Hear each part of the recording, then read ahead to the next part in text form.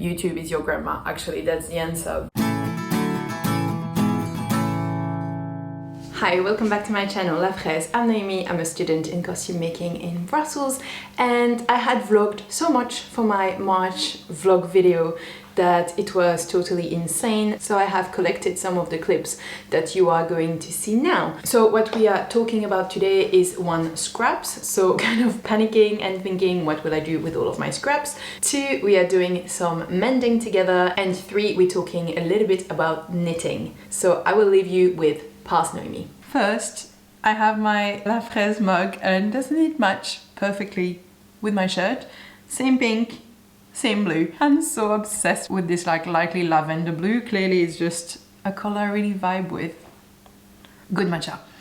Okay, what I wanted to talk about was I have now made 2 out of the 4 shirts that I'm making for my shirt series. And the first one, a friend from school was like, you should probably chill out a little bit and do it a bit slower and not like burn yourself out sewing a ton in one go, which is wise. And so I sewed the shirt slowly, kind of like 20 minutes here and there, like a little bit in the evening. But it just felt to me like, oh my god, I have been sewing these shirts for 2 weeks and it's been going on forever. And I don't know, I kind of felt frustrated with the shirt when here I have made this shirt. It wasn't in one day for 2 reasons. One, like I had to take care of Milo and I had to take him out and go and walk him, and then I had something in the evening, so the day kind of finished at 5. And then 2, I ran out of thread, and so I had to go to the haberdashery to buy thread. But if I didn't have to walk Milo at 5, or if I could after walking him go back and keep sewing for the early evening, I could have sewn the entire shirt in a day, and that felt very motivating to be like, you just do it, you crush it, and then you have a shirt. But then at the same time, it's recipe for backache and everything. I don't know really what are my thoughts with all of this. I just wanted to say I'm really torn between slow and steady wins the race, keeping yourself sane and everything, and my inner self who's like, all out, just go and sew the shirt. I feel like naturally I'm a little bit more like that. I prefer doing one intense day of sewing and then the next day doing my homework than doing a little bit of everything every day. Which camp are you in? Are you slow and steady, or are you all out, pedal to the metal? I'm curious to see which team you are in. And then another thing I've been thinking a lot about is my scraps. So my scraps are reaching the point where I will want to address them. So every now and then when I have too much scraps, I'm like, okay, time to make a scrap project or many scraps project, kind of like use them all up and feel like I'm starting afresh and starting clean and not drowning in scraps. And the issue is none of the things I have really go together. I also don't really need more small summer tops. Like what I would normally do is do like, oh, okay, I'll just like combine those 2 fabrics that kind of go together. Like for example, I have leftovers from this shirt and the previous shirts. The 2 blues go really well together and that could be a summer top, but it's really not something I need any more of, especially scrappy ones. And so I'm like, okay, not making garments. I could make a few project bags. I feel like they would be good to have and make a little stock and have them to give around at Christmas and stuff like that. But at the same time, I don't have so many niches or crocheters in my life, and I feel like those bags are mostly interesting for those people. Or you need to make different sizes, but if you don't know who you're making it for, you don't know what size they need. I also wanted to make book sleeves, and I kind of had the pattern idea in my head of something I would find really cute. But then I also have like very small scraps, and I don't think they would combine in a very pretty way. And I don't want to make stuff just to use up my scraps, but end up with projects that are not really pretty. So I was like, so maybe I need to buy more fabric so that then I can make my scrappy project. But then if you need to buy fabric for your scrappy project, is it really a scrappy project? And is it the point of a scrappy project to have to buy more fabric to make your scrappy project? You see where I'm going. Yeah, it's bad. And my head is always like, oh. So I'm really curious, do you have really good go-to scrappy projects, especially when what you have is really a bit of everything and doesn't go together? I really want to use them up. I really don't know what to do with them. Because I would want to make nice things.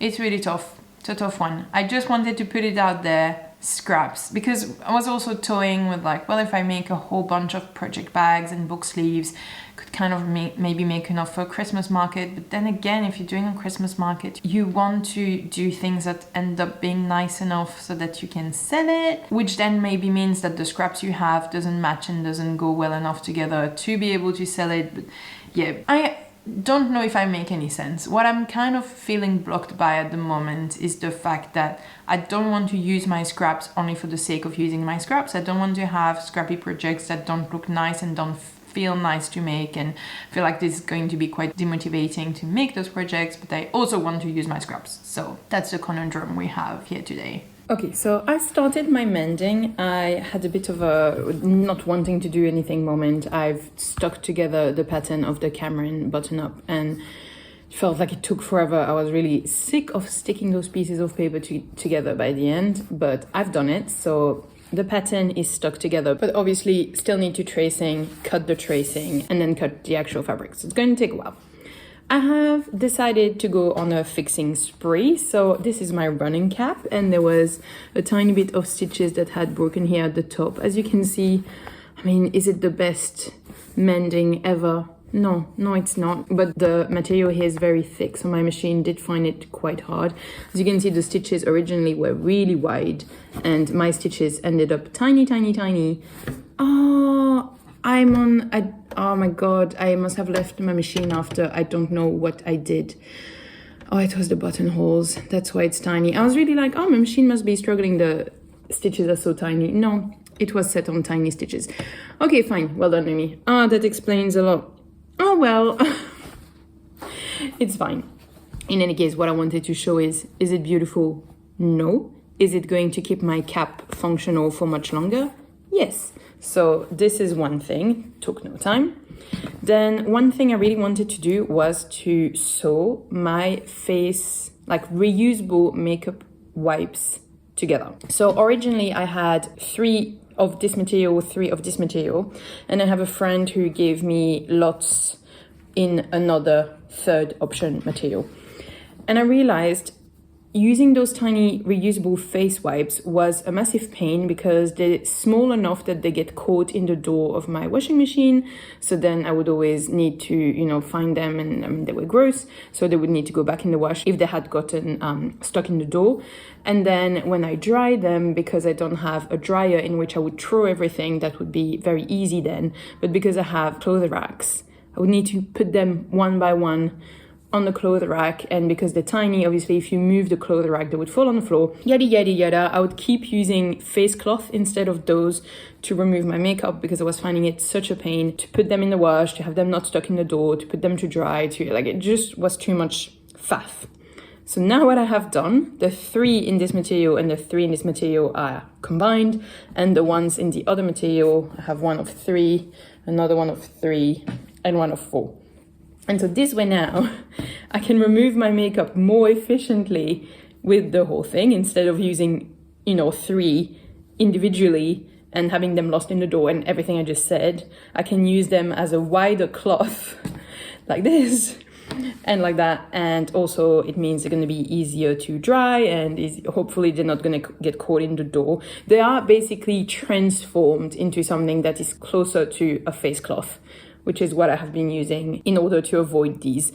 And the reason why I decided to transform them is that, as you can see, I've already used them. So there's like mascara marks that are not leaving, and I don't think it's really hygienic once I have been using them to give them to someone. So I was like, so I can't give them, which means like I just have to put them in the bin. So I was like, no, I like face cloth. I'm going to transform those pads into face cloth. Am I a genius? No, not at all. But I'm telling you this because I feel like it's a type of things that you might not think about. Like you might have that issue of, they get stuck in the door. And I just want to remind you that if it's your life, you can think laterally. And is this the most aesthetically pleasing option to clean your face? No. Is it going to be much practical every time I do the wash? Yes. Okay, the next thing I'm going to sew, I'm not going to show you because I'm actually, oh, there's a piece of fabric. I'm going to add a gusset in a pair of underwear I have. So my favorite pairs of underwear are made by me. I think the pattern I have, I use the Sandpiper pattern. I really love it. They're really comfortable. So that's my favorite pair of underwears. But in the ready to wear, I had bought, but like years and years ago, a pack of 3, and I've loved them since, and I really, really like them. And then this like micro, how do you call that? Very synthetics. I absolutely can't find, well, they feel, I'm like touching them to kind of see, they feel like an extremely thin lycra, almost, like they're in a very synthetic material. And in any case, that material does not get any holes in it. Like that fabric has not thinned, you know, like socks or underwear that have aged a bit too much, you can start to basically see through them and you're like, okay, like that's the end of your life. This material has not moved one bit, like it still looks as new, except for the gusset that is made out of cotton. And in the pack of 3, I had already replaced the gussets on the first 2 that looked like Gruyere cheese. Lovely image for you there. But the third one here was still fine, so I just kept wearing it. But now we're arriving to the point where that gusset as well starts to look like Gruyere. So I'm basically, obviously wash them first. I just cut the gusset out, recut it and zigzag it on top, and that is a new gusset for you. And that means that those underwear that are otherwise perfect, like really, and it's also like they're really comfortable, I really like them. Like I think if they were not my favorite, maybe I wouldn't have bothered as much, but I really like them. So I was like, new underwear for you. Oh, I actually have the perfect matching thread as well. So yeah, so I'm gonna put a new gusset in my underwear, and then I'll have 3 other things and I'll show you what they are. Okay, gusset done. Next up, on my leggings, there's plenty of spaces like here where the stitching are kind of coming off. So I'm just going to zigzag over all of those bits. So there's quite a few all along the inside seam. So that's my next job. So then I also had a popped seam on my Cassidy wrap top. It's the second time I have a popped seam on there. I already showed you in another mending vlog fixing one of those seams, but because it's French seams, it's kind of okay when the first seam pops. It doesn't unravel so quickly before, you know, you have time to fix it before it's a whole mess. So here we are, but it's the second time I have a seam pop on that and that I fix it. So different seams, but well, hope I'm not going to have to fix the shirt seam per seam. And then I had those pants which are sparkly, like silvery sparkly. I don't know if you can really tell, it's hard to pick up on camera. Silvery sparkly pants. They're quite elastic, so they're really comfortable, and I use them as fancy dress pants. And the button here was getting very loose, and that I had to do by hand. But so I quickly sewed the one button on, and that's all of my mending done for this time. And the 6 tasks I had took me about 1 hour, so it was a very satisfying tick of my to-do list. Let me make the most of having the camera out to show you what I have sewn this week, which is not much because I was sick the whole week, but I have made the present for my nephew's birthday. So first I made a little pouch because, you know, I always like to offer everything I made in a matching pouch. So this, also what a happy fabric. It's a really like wizard worthy velvet. I was really happy to find this. I made this one with Velcro because my nephew is 3, so I thought it was easier for him to put his things in and open and close it with a Velcro.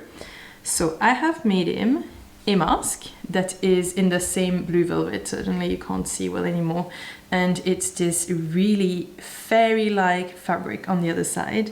And the cape is also this beautiful blue velvet and the fairy side. So it's a reversible ensemble. You can be wizard style or whatever you want. I mean, I'm saying wizard, but it's free to your imagination. Wizard ensemble or fairy ensemble. Or you can obviously mix and match. Don't have to wear the same side with the same side. I'm very happy with this fabric here. I think it looks so cute, and I think it's going to be so perfect for children's play. The way I've made this, honestly, super easy. I've made a square, I then just hemmed the sides and the bottom. I have used a nice, more fun stitch. This is the one that's a bit like a head of corn type of stitch, and I think it looks very nice and whimsical. And the only thing I have done is a channel here for the drawstring so that you can tie it around your neck like this. I also found this nice blue velvet ribbon, which was exactly what I needed. And my top tip for children's costume, I have actually sewn a line of stitches here, so the cord can't go in. Even if he pulls this way, the cord will never leave the channel. And if you're a parent and you had to already like try to retrieve cords in channels, you know what a pain it is. This way here, if you put it around you and you pull, it is going to have the drawstring effect, but the cord is never going to get lost, and that is the details that does all of the difference. So I'm offering this tomorrow. I'm very happy with the result. I hope he's going to love it too. And honestly, if you have spare fabric, I really encourage you to do those little gift pouches. This way you don't waste some gift wrapping paper that's going to go straight in the bin. The child can have it to put all of his treasures in. My family members, the adult ones, always love receiving presents from me because they always get reusable wrapping, and so they can use the bags for whatever they like. But so that's this. If I manage to have any pictures of the cape and mask on him, I will share that with you guys. I'll see if I get anything to show you. I have been reading this, which is a book I had talked about, I think, in the books I got for Christmas. Basically, I think I bought this with Christmas money. In any case, I am this far in, so a quarter/third in. Yes, you heard that one arriving. And I don't know how he knows I'm filming. Does he have like a special filming radar? And he's like, let me be on camera. Yes, oh my God. I'm at the start and I don't really know what to think. I do like the tips, but the whole thing on gauge swatching, is that a whole conspiracy by Big Knitting? Because really, you pay for a pattern and then you have to gauge swatch, and then you have to recalculate all of your stitches lengthwise and the height. Why did you buy your pattern for if you need to redo all of the math of the whole pattern? Like, that is really beyond me. In sewing, when I have that, when I think, do I buy the pattern or do I just make it happen? I think, well, buying the pattern saves me the time to have to figure everything out myself, and it's nice and relaxing. I can, benefit from the work the pattern designer has provided for me, and so I don't need to rack my brains, and I can just, do you say that? Rack my brains? And I can just make the garment and enjoy making the garment. But with a knitting pattern, if I were like, okay, I'm not going to hack the pattern I have, I'm going to buy this pattern from this person, following this book, I then have to redo all of the math anyways. I'm like, why did I buy the pattern? So I have to say, coming from sewing, I find knitting patterns totally crazy. The shorthand is fine because it's a code and you get used to the code, but the fact that nothing's explained properly, and it's like, well, you just have to know how it's made. And I'm a bit like, how do you knit if you don't have a grandma that has all the tricks? How do you, okay, you have YouTube. YouTube is your grandma, actually, that's the answer. But I just find knitting so opaque. So yes, so enjoying the book, but also I'm like, it's so complicated. I'm just finding it so complicated and I don't really know what you think. I realized yesterday night that I had done something a bit weird with the way I had started my sleeve. I was really confused when I was picking up the stitches for it. I really couldn't understand, like it just wasn't working. I just couldn't pick up the stitches like I felt I did the previous sleeve. So I tried to do that sleeve, but it ended up looking so bad. I did the first mistake, which was not knowing how to pick up the stitches.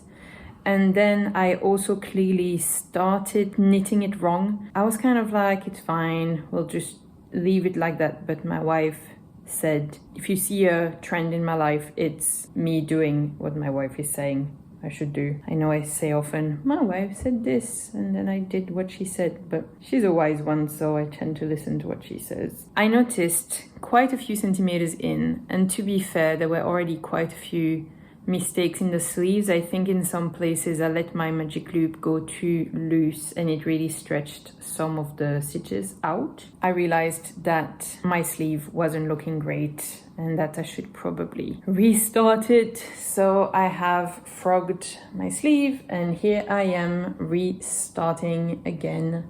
3, 2, 1. It's not opening it.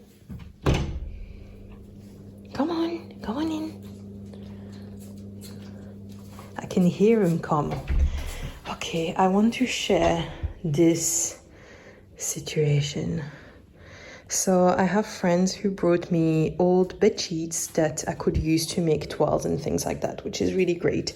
And we've also swapped our winter and summer wardrobe. So now the office is a pit. So for the bed sheets, I have sorted them.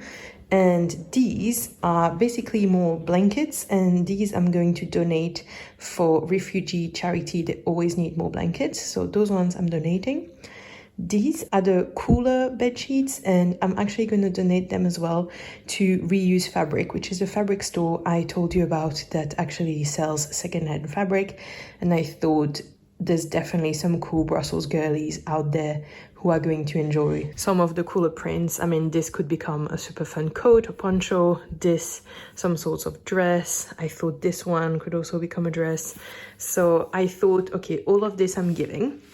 All the bed sheets I've kept have been vacuum bagged away and are hiding under my couch. And I'm not joking, the couch is fully filled now. All underneath this couch is filled with bed sheets in vacuum bags. So fun times. Then this is my washing pile, and this is literally because my normal washing basket can't take it anymore, but basically I changed bed sheets, so I just need to wash the bed sheets as normal. But then there's my winter coats that need to be washed before going into storage, and all of the knits, they're having their annual wash before going into storage as well. Proper woolen knits, by the way, you shouldn't wash them too much. That's why they're having an annual wash. You should air them, however, between wears. Okay, so that's already 1 and 2 piles addressed. Now my project pile. These are my summer shirts, but I need to iron them because I can't just put them in my wardrobe like that. It's gonna be a mess.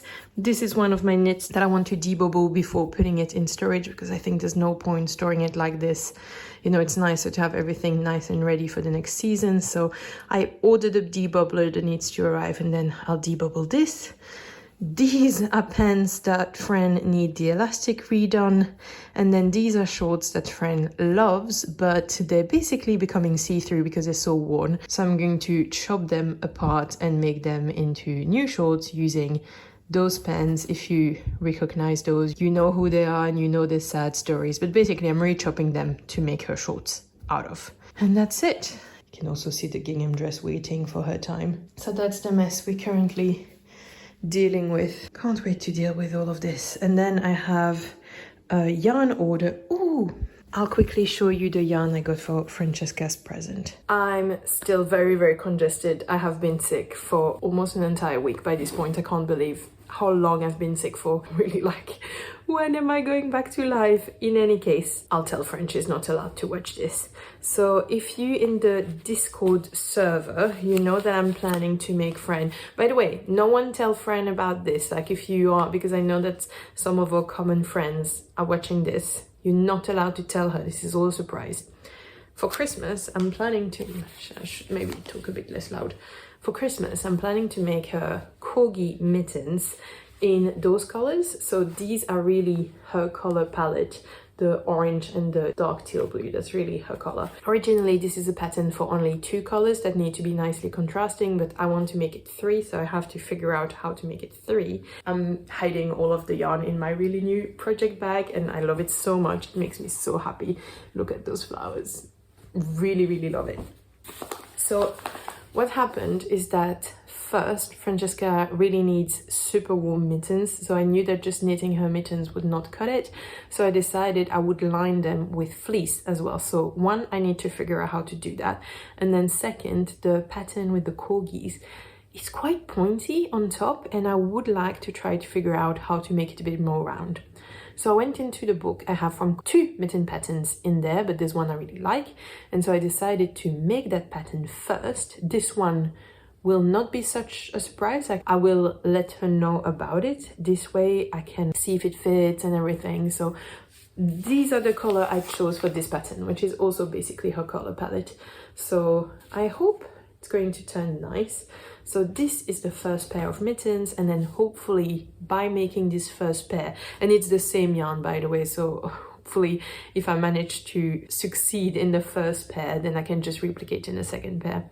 But so what's happening here, I'm going to basically follow the Kutowa pattern, just making sure that it's big enough for me to insert some fleece inside. And so yeah, that's the thing. The Kutowa pattern has a nice rounded end I do want for the final mittens. So hopefully by making this trial pair of mittens, oh my god, Milo's snoring next to me, then it's going to help me making the corgi one exactly the way I want. Now behind me there is more yarn, because total girl math, I was buying like less than 10 euros of yarn for Fran. But then the free shipping are from 50 euros on, so of course I bought myself an entire sweater quantity of yarn. Of course, it makes sense. It totally makes sense to spend 70 euros to avoid to pay for shipping. Don't fight me on this. I'm sick, you can't fight me. But what happened, I'll show you. So this is the yarn I ordered, and to be fair, this is a tiny bit more blue than the photo on the website. The photo, and it is called grey-green. And it's definitely more blue linen than a photo on the website, but just a tiny bit. But then this is the silk mohair I got to go with it. And I was like, wait, this is very yellow and really not the green that was on the photo. And this one, they actually sent me the wrong silk mohair, like the code is wrong, and I went to check in my order and I didn't order that one. So this is a bit more blue, but with the right silk mohair, it should still connect fine. But so now I had to contact the shop and be like, what do I do with this? How do I send it back to you? How do you send me back the right one? So in addition to all of the mess surrounding me, there's also a box of yarn that needs to be figured out. Fun times. But it is also nice to change a wardrobe. I mean, it's a bit messy right now with everything around, but I do like to wash everything and put everything in storage, and then it's nice when you reopen the boxes and everything has been washed beforehand, so it's fine. I thought I would quickly show you, as in between I have received the correct silk mohair for this project. It's still, I mean, compared to the photos online, as I had said, this one is a bit more blue than green, but now I think it will marry a lot better than obviously the wrong color that I had before. So this is what's going to be in my project, but honestly this is probably a 2026 project, so no one holds their breath, and at the pace I'm knitting at the moment is absolutely terrible. I'm really doing a bad job at it. I've already talked about this, but basically I either paint or knit, but if I try to do both,